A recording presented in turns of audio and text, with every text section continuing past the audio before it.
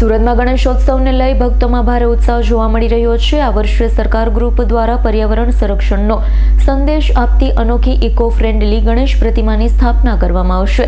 551 kilo tissue paper અને recycle મટીરિયલમાંથી તૈયાર થયેલી 17 ફૂટ ઊંચી પ્રતિમા આકર્ષણનું કેન્દ્ર બનશે।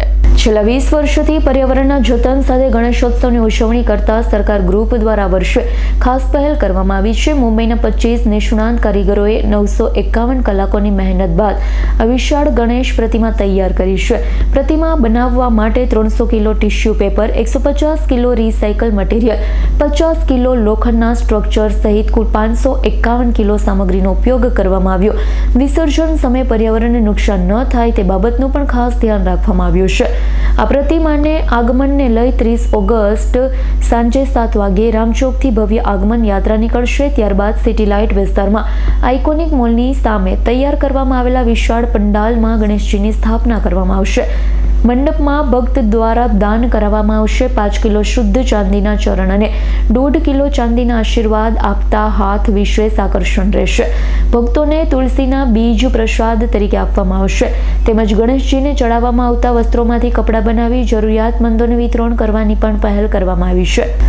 ભક્તો માટે આરતીનું સ્લોટનું ઓનલાઈન બુકિંગ કરવાની સુવિધા રાખવામાં આવી છે। ઉપરાંત સોશિયલ મીડિયા પર રોજ લાઈવ દર્શનની વ્યવસ્થા પણ કરવામાં આવશે। સિનિયર સિટીઝન, દિવ્યાંગ અને ગર્ભવતી મહિલાઓ માટે અલગ લાઈનની સુવિધા પણ ઉપલબ્ધ રહેશે। સરકાર ગણેશ ઉત્સવ દ્વારા હું આપ સૌને જણાવવા જઈ રહ્યો છું કે અમે ઇકો ફ્રેન્ડલી ટિશ્યુ પેપર બેઝની મૂર્તિ બનાવવા જઈ રહ્યા છે, જે ગુજરાતની સૌથી મોટી ઇકો ફ્રેન્ડલીની મૂર્તિ રહેશે 17 ફૂટની।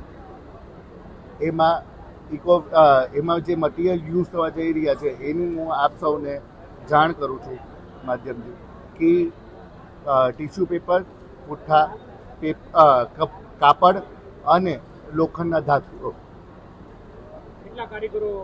25 જેવા કુશળ કારીગરો મુંબઈથી આવશે ને એ આ મૂર્તિ બનાવવા જઈ રહ્યા છે।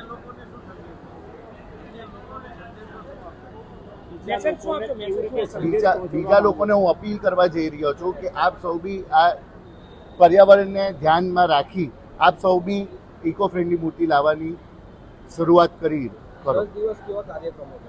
10 દિવસ બધા ધાર્મિક કાર્યક્રમો થશે, જેમાં અમારે ત્યાં ઓર્કેસ્ટ્રાથી આરતી થશે, ભજન થશે, જમવાની સુવિધાઓ થશે, ચેરિટી કરશું। અહીંયા દિવ્યાંગ બાળકો માટે સ્પેશિયલ શું આવશે? આ વખતે દિવ્યાંગ બાળકો, ગર્ભવતી મહિલા અને જે સિનિયર સિટીઝન છે એ લોકોની એક અલગ લાઈન જ છે, જેમાં એ લોકો દર્શનાર્થી જેટલા બી છે એ સીધા મંડપમાં એ લાઈનથી ઘૂસી શકે છે। અમારા ત્યાં અમે આ વખતે 25,000 તુલસીના બીજોનું વિતરણ કરવામાં આવશે એઝ અ પ્રસાદ તરીકે સરકાર ગણેશ ઉત્સવ તરફથી। Bureau report, S9 news, Surat. અમારી તમામ માહિતીથી અપડેટ રહેવા માટે જોડાયેલા રહો S9 ન્યૂઝ સાથે।